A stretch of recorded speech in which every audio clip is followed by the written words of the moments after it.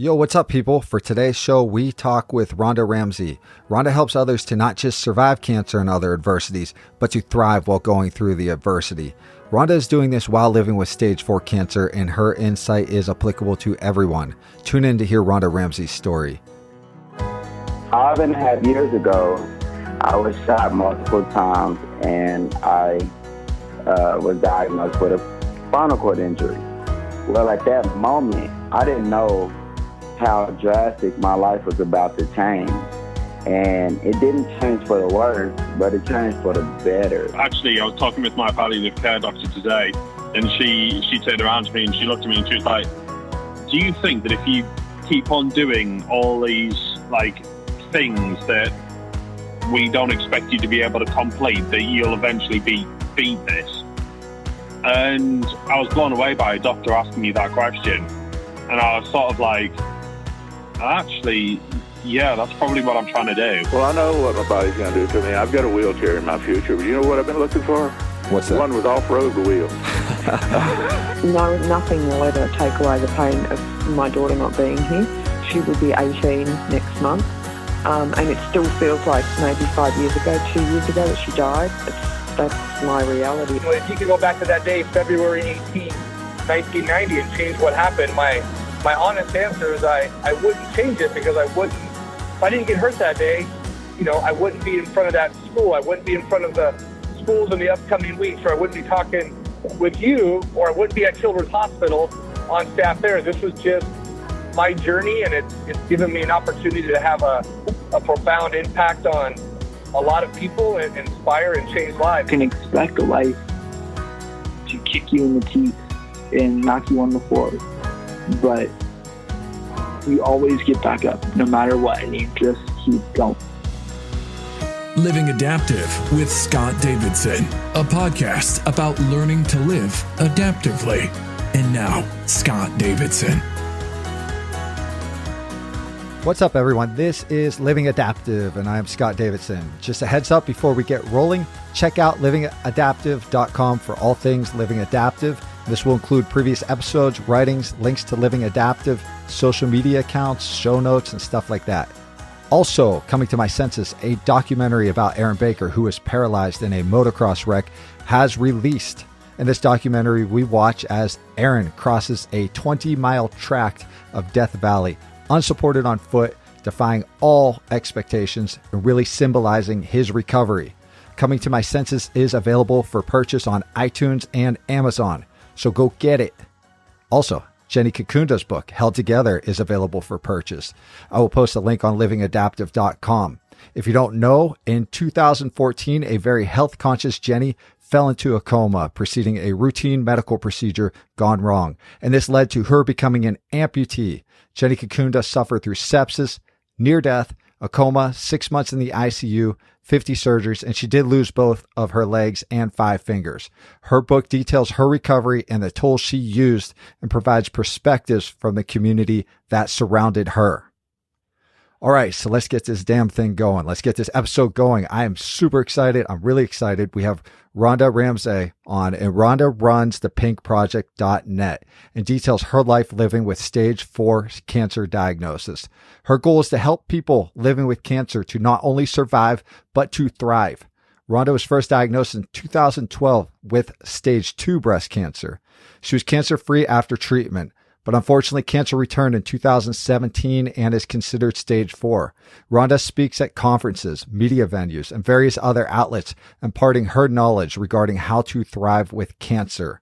Likewise, she writes a bunch on the subject, especially on pinkproject.net. So we're pretty pumped to have Rhonda on here today, and she's joining us from Souk, British Columbia. So what's up, Rhonda? Thanks for coming on. Oh, thank you, Scott. Thanks so much for that introduction. Nice. You got a good introduction. It's a bit humbling. Oh, yeah. Don't be humble. Come on. You have a great story. Your writings are awesome. I think a lot of people that listen are going to jump over to your site and really gain some perspective. I do think that. So you're up in Souk, right? And when I think of that, I think of like outdoor vacations, wildlife beaches, and proximity to Vancouver, all that good stuff. Are you like really outdoorsy, hiking and hitting the water and doing all that kind of stuff? Absolutely. It's one of the main reasons why we live where we live, because we're so outdoorsy. And we just wanted our kids to kind of live that life as well. So yeah, we're hiking almost every day, hitting the ocean. You know, ocean seems very healing for me. So I'm pretty blessed to be so close to it and close to nature as well. Yeah, I figured your approach to cancer is healing from cancer deals a lot with physical stuff. So I figured you're out there hiking. I believe I've seen pictures of you, maybe surfing or something, with your daughters and your husband. So yeah. I saw a bunch of that. Yeah. When you're up there, do you you're out there in the wild, do you see like a bunch of crazy animals? Cause like when I was researching you, I saw a cougar on one of the videos. Do you ever see those? Yeah, no, that's so funny. Cause that video is not my video, thank goodness. But like oftentimes the runs that I go on, that's what you have to be cognizant of. So I'm constantly looking in the trees for cougars, but to my luck, I have not come across one yet in sight. They always tell us that if you've hiked anywhere around here, they've seen you. You just don't see them. So. Yeah, totally. I bet you see, like, since you're out there a bunch and this is your home, but it is a tourist area. Do you see them do you see tourists do like stupid stuff around wildlife, like, or in the water? You know what? You know, here I feel like because Vancouver Island, everybody's pretty savvy. You know, Nice. You don't see too much of that. And honestly, like bears and cougars are kind of the biggest thing. And the bears, you know, typically they're hiding. We have signs up, you know, caution, barren area and stuff like that. So I think everybody's pretty cognizant of it. And I personally haven't seen anybody do anything stupid. So you're not Florida. Essentially, you're not Florida, because I think every damn video on like YouTube is someone doing something stupid in Florida with some sort of wildlife. With like a crocodile. Yeah, no, for sure. No, I think everyone's pretty good here. Nice.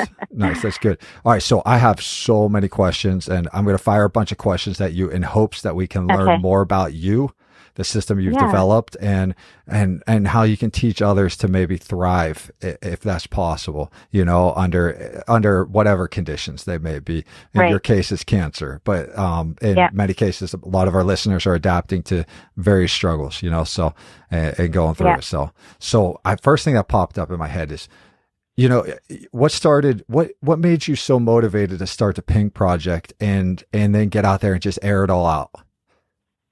Well, so for me, the first time I was diagnosed back in 2012, it was a super scary time, and I was super naive to cancer, like completely, because it caught me off guard. Nobody in my family had ever experienced that, and I wasn't prepared. So I really just went through that like a deer in headlights. Like I just blinders, did what everybody told me, didn't question anything, and just kind of got through it. And so that's when I kind of started the Pink Project. Just being so young and dealing with that, I felt very out of place being in that cancer world. And so I did some things during that time, and then I found myself just really trying to escape it all and not really wanting to think about it at all, and kind of close the door on that chapter and just sort of, you know, live life now and kind of forget all that time. And then I truly believe the universe kind of just said no to me doing that. And facing the stage 4, I just thought, you know what, this is my second chance to really help people. And so I didn't want to sit around and just kind of let this go by the wayside and just get through. So it was really important for me to take it this time and just take it to that next level and really just reach out and just share it, you know, all the vulnerabilities, all the strengths, whatever was happening, and just kind of share that so people can connect with it, you know, maybe resonate, maybe something I say can help them through a dark time or something like that. So it was really just important for me to just get the word out there, you know? Yeah, that makes sense. When you said stage 4, and that's a big diagnosis, and that was in 2017, that was fairly recent. I think I read, or I believe I read, that it was an accidental discovery. Like maybe you were in for an appointment. Did you learn that day when you went in for that appointment? Okay. No. So I think too, with this, another message that I always want to give people is like, you really need to pay attention to your body and what it's telling you. I'd just been going through some weird things that had nothing to do, anything that made me think of cancer at all. My arm was swelling. It was just odd. So I went in and because of my history, of course, they thought, you know, well, let's just get a scan to rule everything out. And at that time, the scan came back clear, like what they were looking for, because my previous diagnosis was breast cancer in the breast area.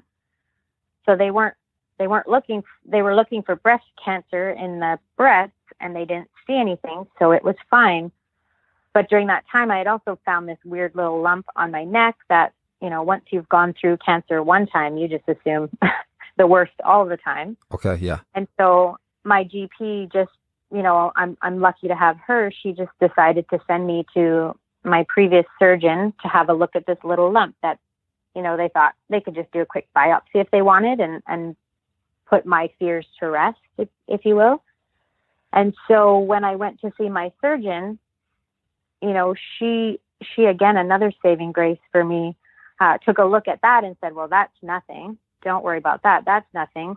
But what she had done is she had gone back to those scans that they had just done with someone else and looked at them. And from that, they could see the nodules in the lungs, which is not what they were looking for on the original scan. So they didn't even see it.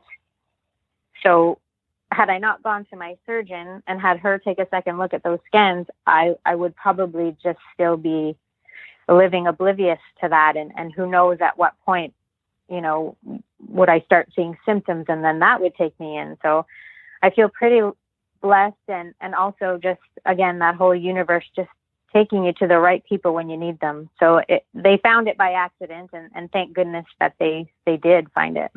Is it hard to retell that story though of the diagnosis again? It's so weird because, like how I mentioned, stage 2 was scary. That was scary.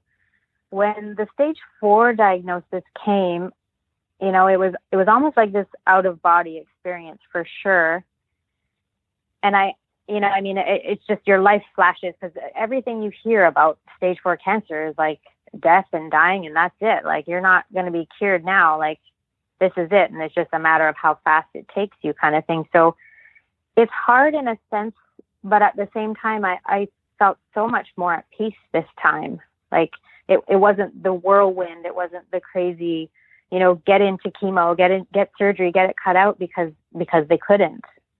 So it's kind of weird. It's like a worse diagnosis, but at the same time, there was just this peace around it that it was now my job to come to terms with it. It wasn't the doctor's job anymore, really, to just get in there and get it out and save me. It was now like, this is what you're facing. How are you gonna face this, right? Yeah. Did you was it a surrendering feeling? Like, okay, this is where it's at. I've got to accept where it's at now.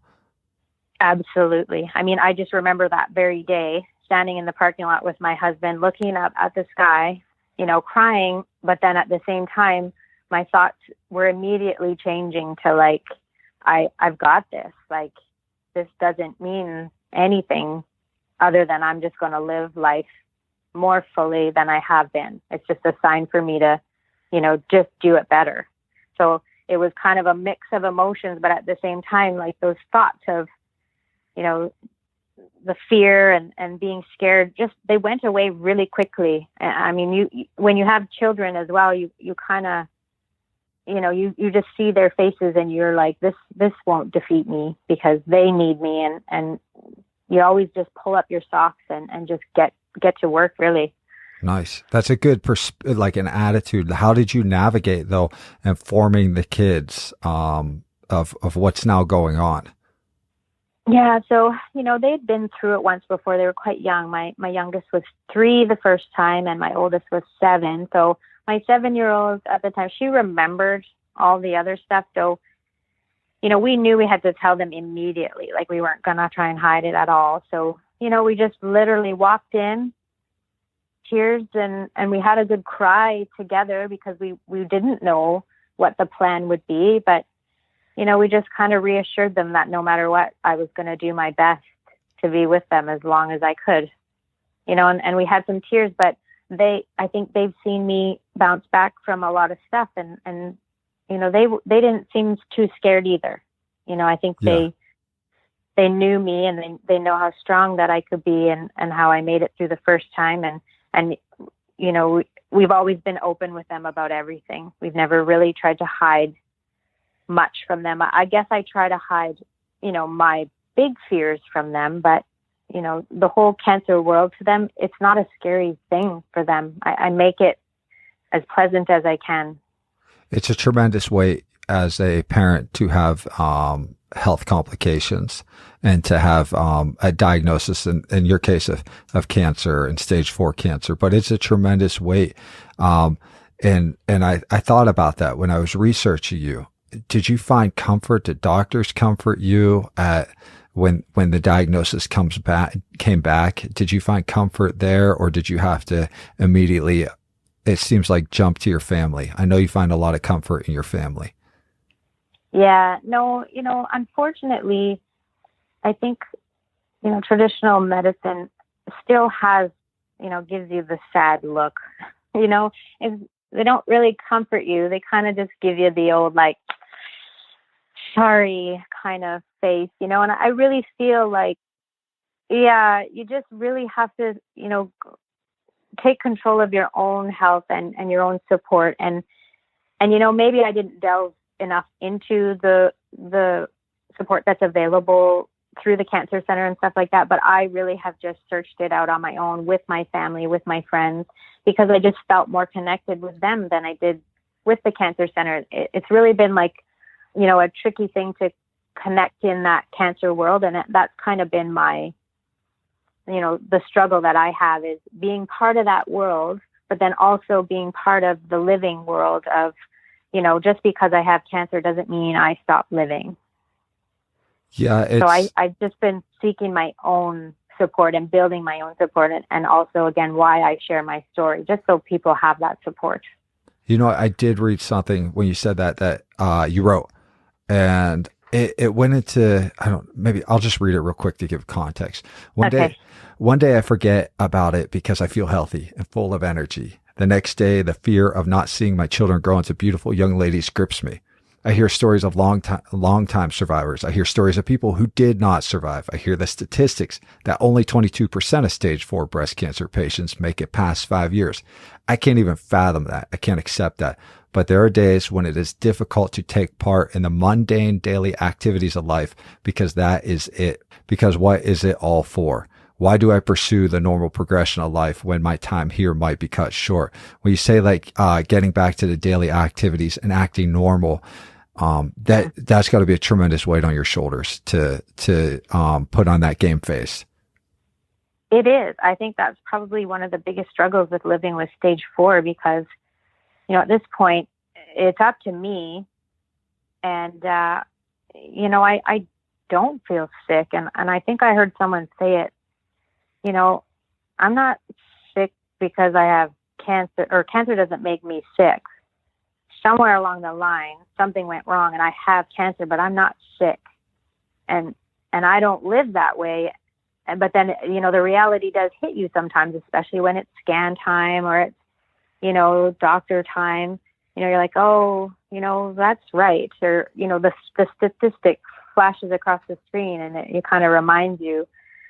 But I just, since this stage 4 diagnosis, I've just taken a different approach, and whether it's right or wrong, and that's what I want people to know, everybody has their complete own cancer journey, and I see that everybody's is different.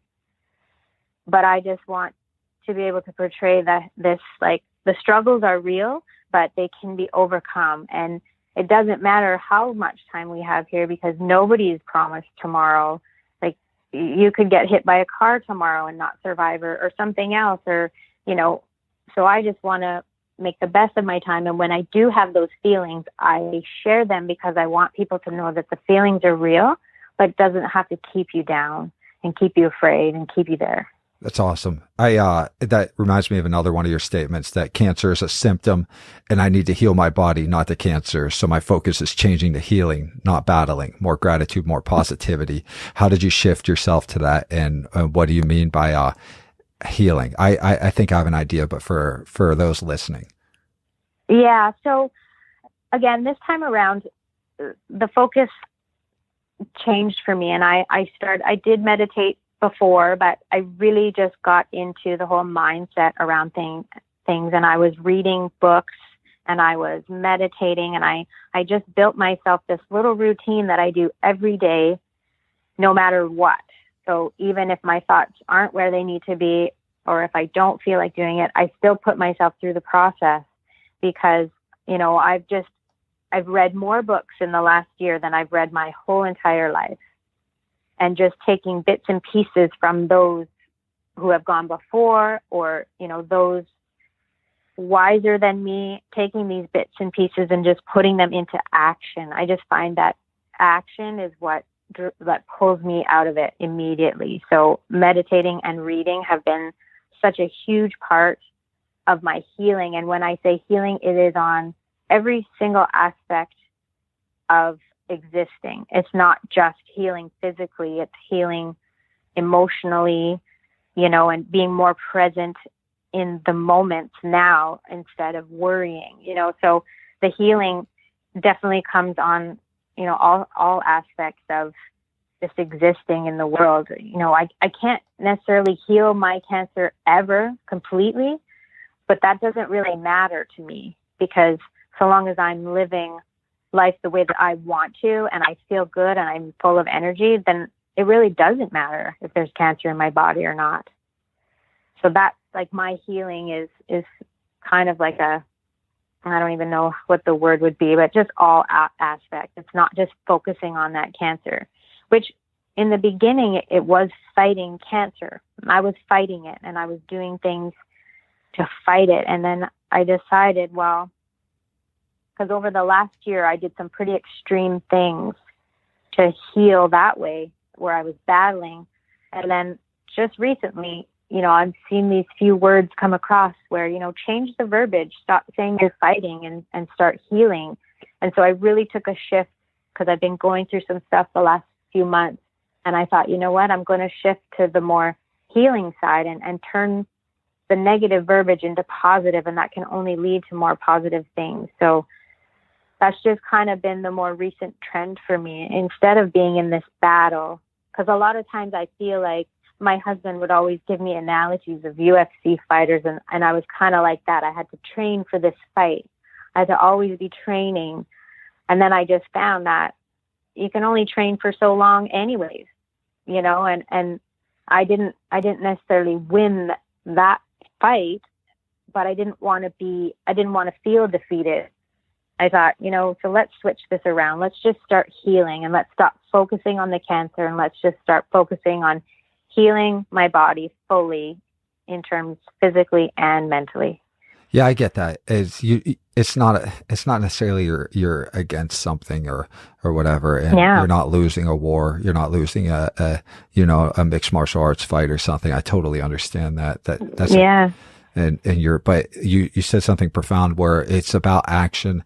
It seems like a lot of times after a diagnosis, we're just a victim of the diagnosis. Now we're on the ride in a system, like it's all put in place for you, and you're going to just be on that path, and there's no other path.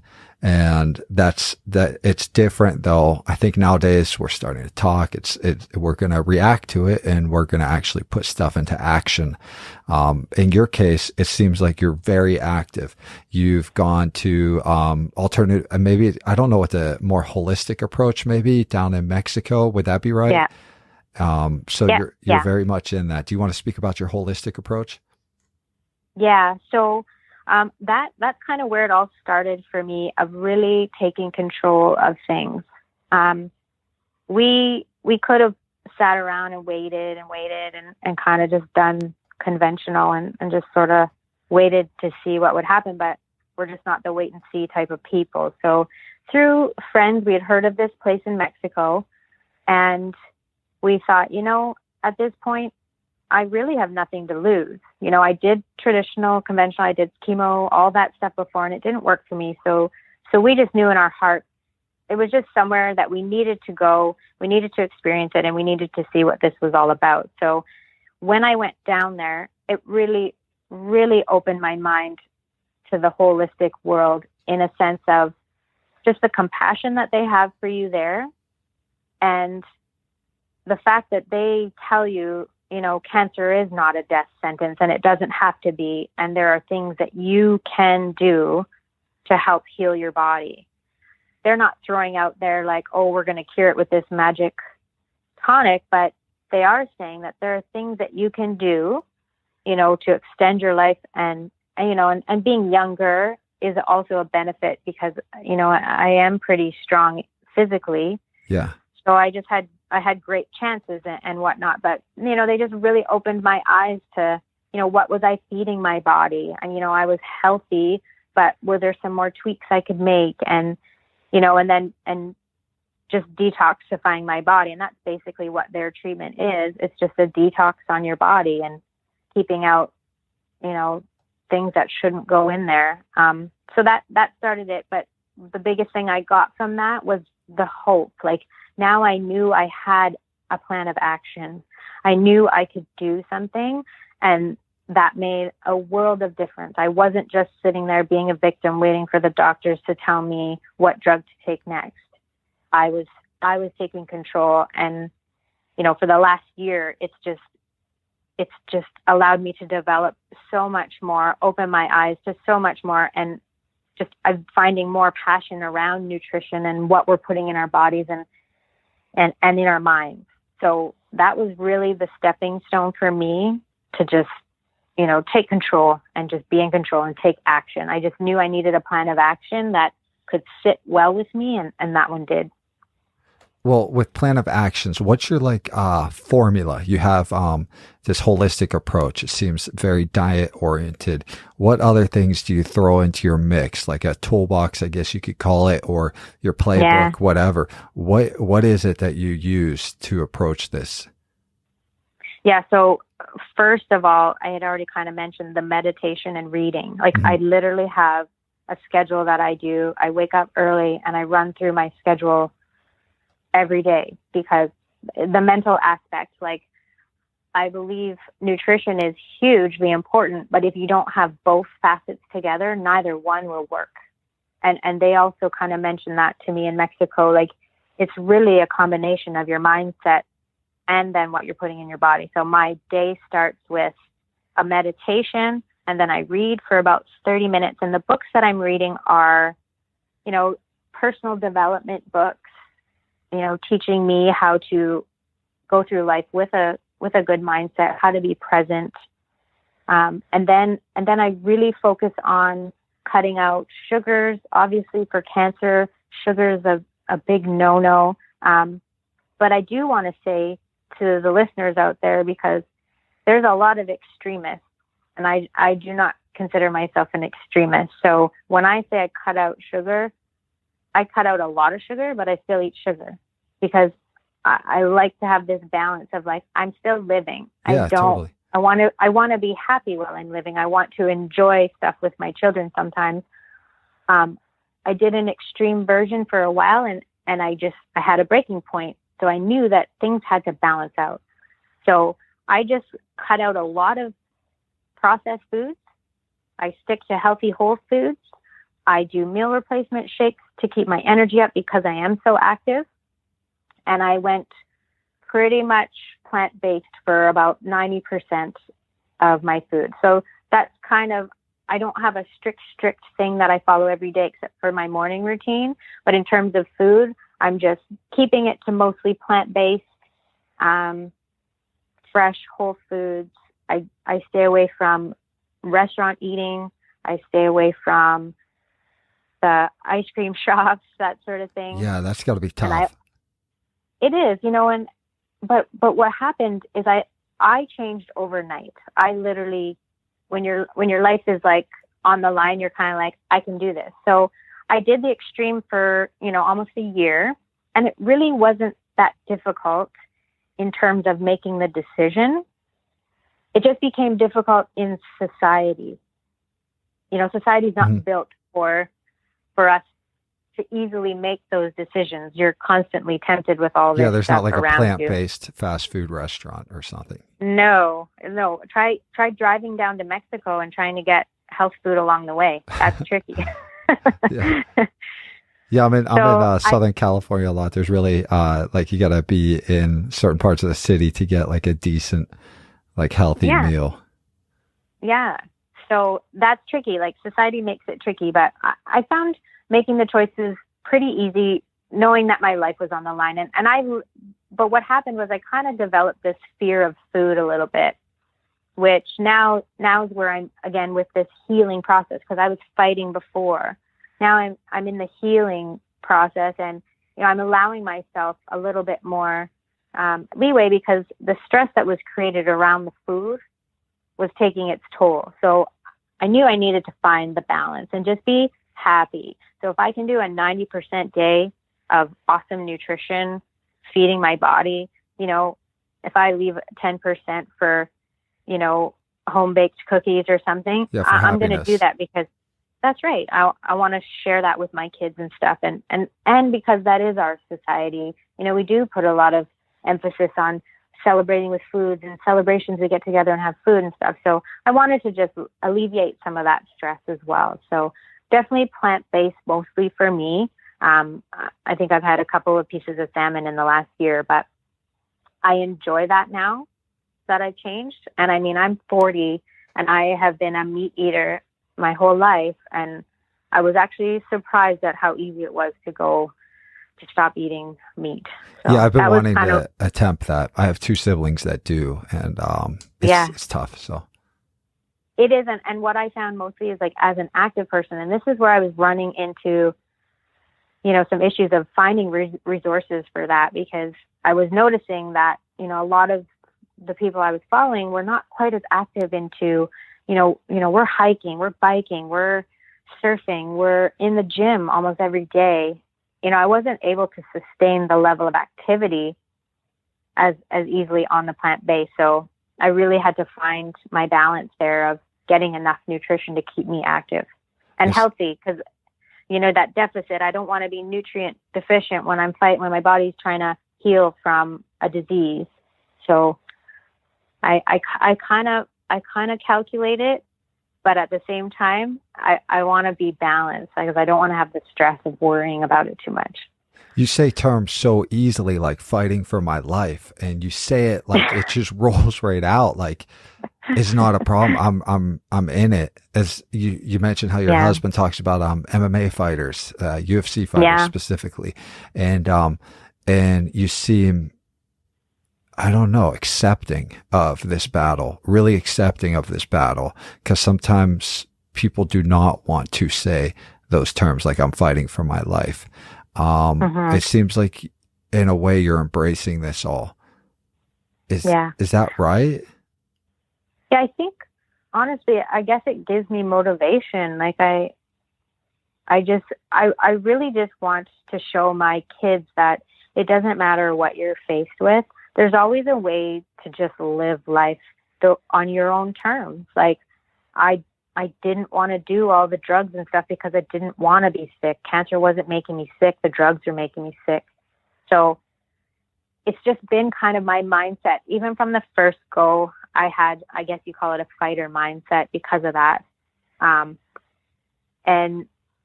I guess I'm not afraid more. My biggest fear would be, leaving my kids too early, but at the same time, I don't really let myself go there, because there's no point. If that's going to happen one day, that's going to happen. I need to focus right now. And the fact that, I even had someone message me the other day and tell me that at first they thought that I was making it up, that I wasn't actually stage 4 breast cancer because of how I looked and what I do. Damn. But then it turned around in that it was like, but I'm so inspired by you because now I see that you actually are. And I think that that's amazing. And that's kind of what I want it to be. I want people to go, oh, there's no way. I go hard in the gym because I want, I have cancer all in my lungs, but I can still bust out this workout like everybody else. Yeah, you do look like an ass kicker. You do. You're like out there. And, you're like climbing on rocks, doing crazy yoga moves or whatever they are. Yeah. And you do hit the gym. I don't know what type of training you're doing. But it's definitely weight oriented, just based on you definitely look super healthy. I get where they're coming from, but like social media is a Yeah. weird animal. I'm sure you get It weirdos is. all the time. You just sift through all that. It's okay. It's Yeah, okay. totally. But importantly, I just know I put the stuff out there because I know that there's somebody somewhere who's going to read that one thing that does it for them and just gets them off the couch, gets them out of victim mode, gets them into action. And Well, I saw that. really, I saw that with you, though. I see people commenting and saying, "Hey, I'm your stage 4 sibling over in the Netherlands," was one of the comments. I was just reading, and it's totally impacting whoever's reading. And most people aren't going to leave comments. Most people, in fact, I would like 95% of listeners or readers are never going to leave a comment. That's just not what they do. It's usually people that are kind of mad. I think that's nature. Yeah, right. Yeah. So if you get a nice one, I don't know statistically what that means. Yeah. You mentioned books, and I love books too. I rely on books to get me through a lot of things. I remember back in college, I was like freaking out all the time, always having anxiety. I was just a mess. And I had an aunt, she's very well educated, and she happened to live near campus, and I would go hang out with her, and she had a ton of books in her house, and I found comfort in them. And she said, I love having all these books. And I said, why? And she said, because every time I look at that shelf, I know that somebody knows more than me. And that was comforting. And I'm like, damn, that's good. That's really good. For you, is there a book or two that really has stuck out, that has really impacted you in this process? Yeah, actually, there's probably a few. The very first book that I started reading was called The Magic by Rhonda Byrne, and that's related to The Secret. And that's where it really taught me to be grateful for everything, every situation, every circumstance, and be grateful for my disease, which was a huge thing, because how could you be grateful for something that could possibly end your life at some point? Mm-hmm. But I did that practice, and it really did change my perspective on the whole thing. So that book was a really good one for me. And then shortly after, I read The Monk Who Sold His Ferrari by Robin Sharma, which just taught me so much about life and what's important. And that was big, again, because it was like, I need to focus on all the good that I have and be in that and enjoy that. And then, so that was a big one. And then The Power of Now by Eckhart Tolle was one that I read really recently. And I'm glad I only read it recently, because I think if I'd read it too early, it would have been way over my head. But it just really resonated with me on focusing on right now.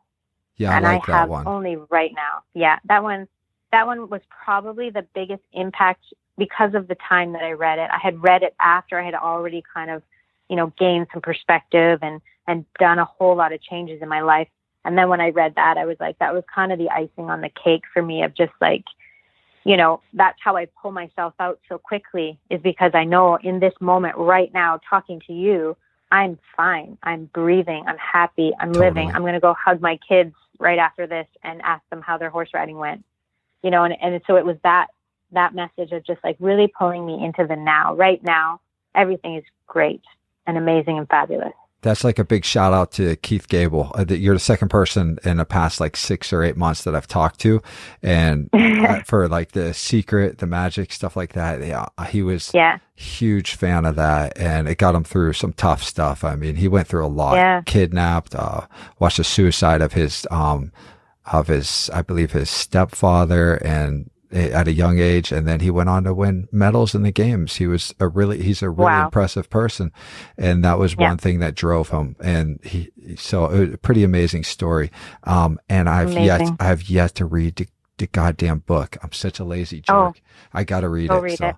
I know I'm such a jerk. I did get it, and then I didn't do anything with it. That summarizes some of my life, is that aspect. It happens. Yeah, for sure. And then The Monk Who Sold His Ferrari, was it? Ferrari. Yeah, that sounds by awesome. Robin Sharma.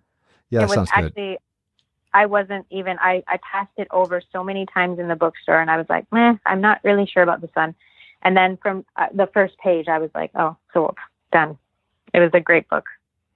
So you have nutrition stuff going on. You have books. You have a lot of stuff that you implement into your life. If someone, so we have poor student listeners, you know, where they're living on student loans and they have like maybe at best $100 of discretionary funds to their name, besides being able to buy food. Let's just say, if you know, what would you tell them to buy with that money, that $100 right now that has impacted you since diagnosis?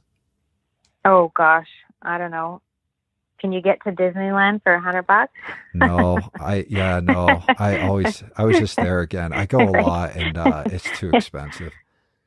Honestly, like, you know, I would spend money on books because those were the game changers for me. I mean, I talk about nutrition a lot, but if you don't have the right mindset, nothing else is going to matter. You're not going to be able to pull yourself out of the dark places and into the motivating places where you're going to want to feed your body nutritious foods, and you're going to want to go out and exercise because your mind's not in it. So I would definitely spend the $100 on some food. I mean, sorry, books. No, food food you too. got to eat. You can go to the grocery store and buy healthy food. Just, you know, that's fine. You got to eat. Unless but you're if like you don't me, have the mindset, and you starve yourself when summer comes, right? Hey, they deliver groceries to your door now. You should. There should be no excuse for not eating anymore. Yeah, no, I have to. I put on like 18 since Christmas, so I've got to. I dropped it pretty much all now, though. It was bad. I never get heavy. I always try to stay lean, but that was bad. But yeah, no, I think books totally. $100 like that. That's what I was asked that question once, and I love that question. And my answer was the exact same. I picked like 2 books and I went with it. I always love Man's Search with Meaning. I say that all the time on here and other realms. And then I like When Things Fall Apart by Pema Chodron. And I think those books, like, you know, that's like $30 on Amazon. It's like $4 for the books and like $20 for shipping, unless you're a Prime member. I'm just kidding. It's not that much for shipping, but yeah, no, like totally. No, I agree with that, that method. Now, when you talk about fears, here and there, and there's a lot of, we all have fears to an extent. You're living in your world and we're living, you know, I'm living in my world and everybody's in their own world. But what are your fears like right now? If you could think of one fear and how do you cope with this? You know, I guess my biggest fear is that I'm not doing enough, you know, mainly my focus obviously is my children. Like, that's why I'm here. So, you know, my biggest fear is not doing enough. The cancer starts growing and I leave them too soon. And I often watch them and if I just don't want them to grieve for me, I guess is my biggest fear. Like, I don't want them to have to experience that, losing their mom way too early. So, and I just deal with that again, like just getting out of that mindset. I mean, I'm here now, so stop thinking about what the future holds and just really take the time now. That's kind of a fear that, you know, not something that I get over necessarily, because until that day comes, I don't know, but I try not to think about it. If I feel those emotions coming, you know, I let them come and I have my moment and then I just get out of it. I'll, you know, exercise or go laugh with them or something. But yeah, get present. But I get present. But I don't necessarily say I ever really get over that fear. I think it's cute because I think I posted a quote one time and then my daughter just said it to me the other day. She's like, yeah, we do things despite of our fear, don't we, Mom? And I was like, yeah. So we do things even though we're scared. And I think that's kind of the thing in the cancer world. I don't know if you're ever not afraid of it, but you just do it even though you're scared. Do you ever have you been, I feel like maybe showing yourself more compassion though, because this is something, life is out of our control often, almost all the time, you know, and showing yourself compassion because these things aren't necessarily in our control and sometimes chasing it down as far as it can go. And thinking you didn't do good enough. That's a tough emotion to deal with, especially when you're dealing with it as a parent. Yeah, that's hard to hear, because for sure, compassion is deserved in this realm. Self-compassion is deserved in this realm, because, man, you work hard. You're around the clock. You're supporting others. They're reading your stuff now. You're out there and you work hard, and you care so much about those around you, and you can see it in your writings. So it's really impressive to think that that's one of the things you fear, is that maybe I didn't do enough. And that says a lot about your work ethic and who you are, with that. So what has this all taught you? Like, one thing I hate to throw, this is such a big freaking question. It's a huge question. What has this all taught you about life? That is a big question. I guess when I think back to prior to cancer, it's hard to remember, but, I let so many little things bother me. I was superficial, I feel like. I've always been a kind person, and I always knew I was going to help people somehow, but I don't feel like I ever stood into that greatness ever. And I always felt really small and insignificant in the world. And I feel like now, I just feel like I do have some type of power. And we're on this earth not for ourselves, but to serve others in some way, on whatever level that may be, whether that's like being a helpful neighbor, or, helping someone through their cancer journey, or whatever that may be. But I feel like what this has taught me is that I'm not insignificant, and that I need to step up and, just be a presence in the world to just better it in some way, somehow, however big or small that is. It's not ever insignificant. Yeah. Do you, like, when I hear that, do you feel like there's like a system out there, maybe a creator or something, and there's life after this? Like, do you feel like there's something like that? And if so, what would you say to them, like, when you're going through something like this? I think about that a lot for myself. It's a selfish question, but like, I think about that for myself, like some stuff happened in my life where, and I've talked and written about it, like, where I'm like, what's up, man? Like, or ma'am, or whoever, like, why, like, do you ever go there? Yeah, I do. So I wouldn't call myself a religious person, but I definitely have a spiritual side to me, and I speak to the universe. That's just what I call it. Mm-hmm.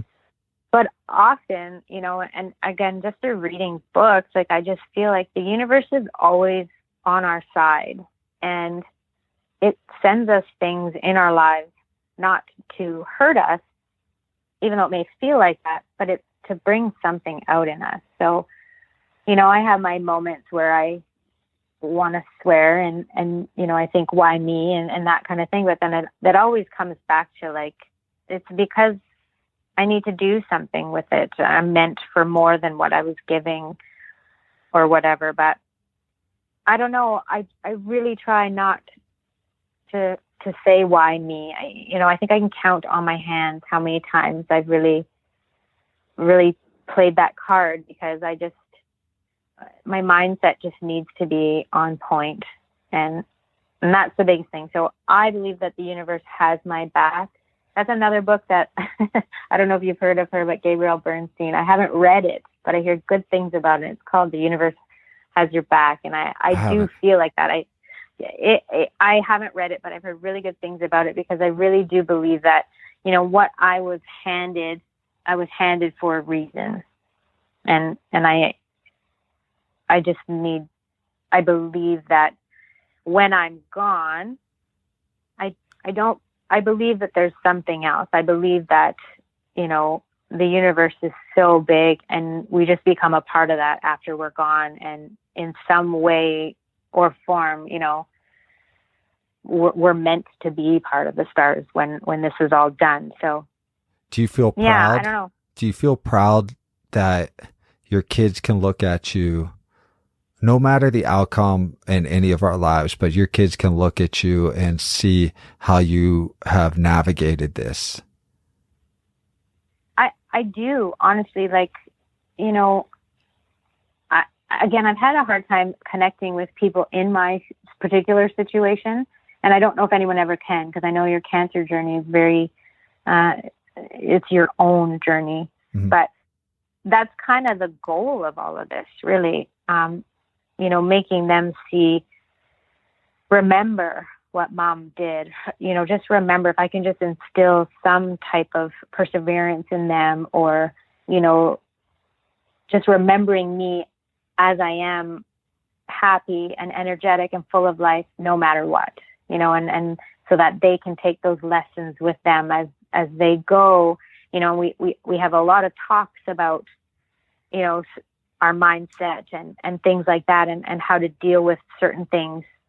So I'm hoping that these lessons, them remembering me doing all this, that they can take that into their lives as they grow, and God forbid they ever face something like this. I would feel like they have some really good tools to work with. It's amazing. That's an amazing statement. That's like a promo statement. That's something like you would throw at the beginning of a podcast. That really is. So well, you've got it recorded. So. Yeah. Here it comes. Yeah, seriously, here it comes. And so, I feel like also, do you cut loose? Are you able to get out there and like for me, I like to blare music, and maybe you run or drive or work out, whatever it is for, you know, people feel like. For me, it's music, and and just finally like maybe hit a Zen moment, maybe get fired up. I don't know. Do you get to do that? Absolutely. We play music in our house almost 24/7. We're always dancing around the kitchen, singing, laughing. Absolutely. Yeah, we just get silly. And I think that's, you know, and when we go play in the ocean, we just get silly. And I've learned through all this, you know, I do a lot of things that I normally wouldn't have done. I would have sat on the sidelines and kind of watched everybody, but now I just don't sit on the sidelines anymore. You know, if I'm scared to go in that little cave, well, I'm going to go in the little cave. Or if I'm scared of that wave, well, I'm going to get hit by that wave, you know? So I think that's another thing with this family. You know, we've faced a lot of adversity over the last 6 years with this. And it really is a family disease. It's not just a person. I mean, it affects everybody. But, you know, I just think of all the things that we've done in these last few years. I mean, most people don't do in a lifetime. So we definitely just, you know, play full out and have the music blaring, get pumped up. You said the diagnosis is like, it is its own entity to each person. And same with, as a family, you got home team now. You've got 2 girls, I believe. You've got this, and a husband. You've got this home team that definitely, your next door neighbor likely isn't going to understand, and their peers aren't going to understand how tight and how serious it's all been. And maybe that is your purpose or mission. I don't know. I don't even know what I believe, but like totally, it serves so much value, is showing how you can thrive. As you said, thrive. That's pretty freaking awesome. That's really, really a great way to approach it. So as I wrap this up, first, it's amazing to talk to you. You're well beyond, I don't know. Do you want to call it enlightened? I feel like you're totally like what they would call enlightened. Yeah. My husband makes jokes about that. He says I'm much more enlightened than he is. So yeah. I feel like I just talked to somebody from one of the abbeys in like Ontario or somewhere, like where they're seriously like you have that vibe about you, and then you're always out there in nature and doing the physical stuff, and it's an amazing approach to everything, and it's a great lifestyle. I'm jealous too. I saw some of your photos of you guys like out in the ocean, and I'm in a desert. I'm in a freaking desert. So, we don't do the desert so well, you know. No, we're I don't definitely either. Ocean. Yeah, I totally don't. Yeah, I used to live by the ocean, and this is something else. Now, you get weird people that stalk you, but is it okay if we tell our listeners where to stalk you at too? Like, what's the best way to contact you? Is it on your website? Yeah, I figure you can get links there. And I'm going to throw everything in the show notes. So Awesome. when people start freaking out, they can go to pinkproject.net and you can find Rhonda Ramsay there. And your last name is spelled Ramsay. And so, and social media links are all over there. And I'll make sure to throw them in the show notes. And hopefully you can get some feedback and your story continues to grow and get out there, because I feel like your method's much healthier than other methods I've encountered. And we're all wishing you the best. Seriously, we're all wishing you the best. So, well, thank you. Yeah. And thank you so much for sharing your story. It's so personal. This is a huge one. Thank you. Well, thank you very much, Scott. I really appreciate being able to share it. So thank you. You can find Rhonda Ramsay at pinkproject.net, spelled just as it sounds, pinkproject.net. There you can read her writings and gain access to her social media accounts. If you can't remember the web address, select the show notes and click the link. Come on, people. And as you know, you can always find more about Living Adaptive at livingadaptive.com. Peace.